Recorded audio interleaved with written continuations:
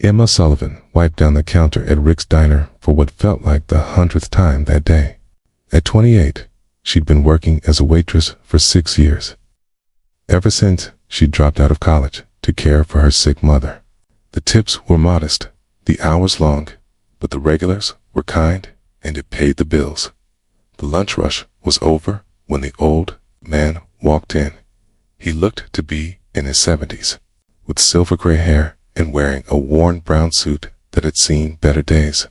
His face was weathered but kind, with eyes that held a sharpness that belied his age. He carried himself with a quiet dignity despite his shabby appearance. He sat down at a booth by the window and studied the menu for a long time. Emma approached with her notepad and warmest smile. "Hi there. What can I get you today?" The old man looked up at her, and for just a moment, Emma saw something in his eyes. Sadness, maybe, or loneliness. "Just a coffee, please. And maybe, do you have any day-old pastries? Something discounted." Emma's heart squeezed. She recognized that request. It was the ask of someone counting every penny, trying to stretch limited resources as far as possible. She'd made similar requests herself during her mother's final months. "Let me check what we have," she said gently. In the kitchen, Emma grabbed a fresh blueberry muffin and a coffee. When she returned to the table, she set them both down. "Here you go. Coffee and a muffin." The old man looked at the fresh muffin, then at Emma, asked, "For day-old? This looks fresh." It is. But it's on the house today, young lady. I can pay. I'm sure you can, sir. But sometimes we all need a little kindness. Today, you're getting some from me." The old man's eyes grew moist. "That's very generous of you. It's just a muffin and coffee," Emma said with a shrug. "Enjoy." She started to walk away, but the old man called after her. "What's your name?" "Emma." "Emma. Thank you. I'm Henry. Nice to meet you, Henry." Over the next 2 weeks, Henry became a regular. He came in every other day, always ordered the same thing, coffee, and whatever Emma recommended Dan, always tried to pay. And every time, Emma refused his money. "You don't have to keep doing this," Henry said one afternoon.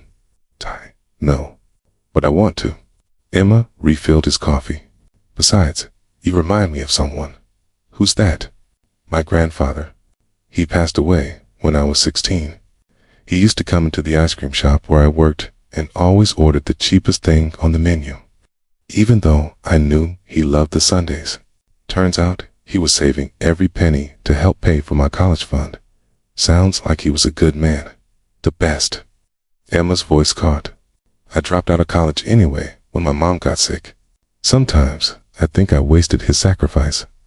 Education isn't wasted just because you didn't finish. And taking care of your mother, that's the most valuable education there is. Emma smiled. "You're kind, Henry." "So are you, Emma. That's rare these days." They talked whenever the diner was slow. Henry told her about his life, at least some version of it. He'd been married once, he said, but his wife had passed away years ago. He had no children. He'd worked hard his whole life, but had little to show for it now. Emma shared her own story. The college dreams deferred. The mother who'd fought cancer for 3 years. The student loans she was still paying off, despite never graduating. The small apartment she could barely afford. "You ever think about going back to school?" Henry asked one day. "All the time. I was studying education. I wanted to be a teacher, but that ship has probably sailed. Ships only sail if you let them leave the dock. It's never too late." Emma appreciated his optimism, even if she didn't quite believe it. On the 3rd week, Henry didn't come in for several days. Emma found herself worried, wondering if he was okay. Then, on Friday afternoon, he appeared, but this time, he wasn't alone. With him was a tall man in an expensive suit, maybe in his 40s, who looked distinctly uncomfortable in the diner's modest surroundings. Henry waved Emma over. "Emma, this is my associate, Mr. Peterson." Nice to meet you, Emma said, extending her hand. Mr. Peterson shook it formally. Miss Sullivan, we need to speak with you. Is there somewhere private we could talk? Emma felt a flutter of worry. Is everything okay? Henry, are you all right? I'm fine, my dear. Better than fine. But we do need to talk. Emma's manager let them use the back office. Once the door closed, Mr. Peterson pulled out a folder. Miss Sullivan, what do you know about Henry Blackwood? Emma looked at Henry, confused. I know his name is Henry. He's been coming into the diner for a few weeks. He's kind, and we've had nice conversations. Mr. Peterson exchanged a glance with Henry. Sullivan. Henry Blackwood is the founder and former CEO of Blackwood Industries. He's worth approximately $4 billion. Emma stared at them. I'm sorry, what? Henry smiled gently. It's true, Emma, but you ordered discounted pastries. You wore worn suits. You let me pay for your coffee. I wanted to see what kind of person you were when you thought I had nothing. Too many people treat the wealthy differently than they treat the poor. I wanted to know who you really were. Emma felt her face flush. So this was some kind of test. You were testing me. Not a test. More like research. Henry leaned forward. Emma, I'm 76 years old. I built a company from nothing and lost the love of my life 10 years ago. I have more money than I could spend in 10 lifetimes, but no one to leave it to. I've been looking for someone with genuine kindness, real compassion.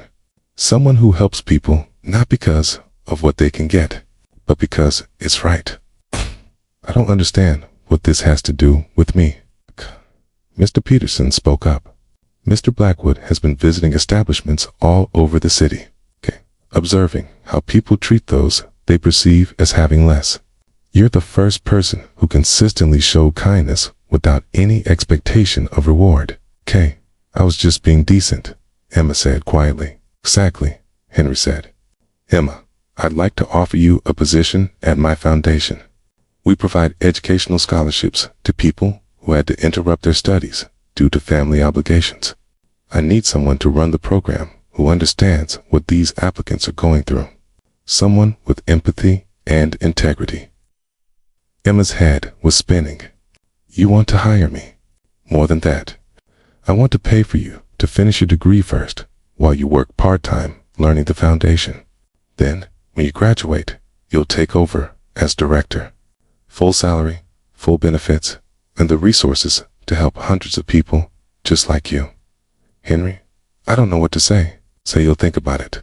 Emma thought about it for exactly 3 seconds. Yes, I'll do it. Over the next 4 years, Emma completed her degree while working at the Blackwood Foundation. Henry became her mentor, teaching her about philanthropy, about business, about life. They grew close, their relationship evolving from mentor-mentee to something like grandfather and granddaughter. You gave me a $5 muffin, Henry told her one day, and I gave you an opportunity. But Emma, you gave me something much more valuable. You gave me hope that there are still good people in the world. When Henry passed away peacefully at 81, Emma was at his bedside. He'd lived long enough to see her graduate, to see her transform the foundation, to see her help over 500 people complete their educations at the reading of his will. Emma was shocked to discover Henry had left her a substantial portion of his estate enough to fund the foundation for decades, and to ensure she'd never have to worry about money again. But he'd left her something else too. A letter. Dear Emma, it read. When I walked into that diner, I wasn't looking for an heir. I was looking for proof that kindness still exists in the world. You gave me that proof. You saw an old man who appeared to have nothing, and you gave him dignity, conversation, and a $5 muffin you couldn't really afford. You'll never know how much that meant. This money isn't payment for your kindness that would cheapen what you did. This is simply me ensuring that your kindness can continue to ripple outward. Use it well. Use it to remind others that we're all worth a $5 muffin, regardless of our circumstances.